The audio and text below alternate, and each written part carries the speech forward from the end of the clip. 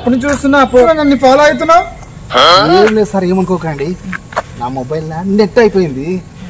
కొంచెం మీ mobile phone యొక్క wifi నాకు కనెక్ట్ అయింది. కొంచెం వాడుకుంటున్నా సార్.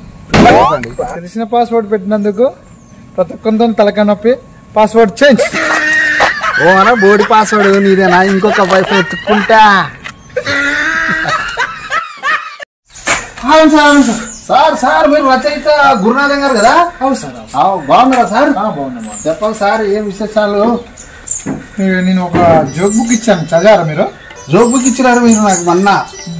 చదివినా సార్. ఏం సార్ బాగా చదివారా? బాగా నవ్వులు వచ్చారా?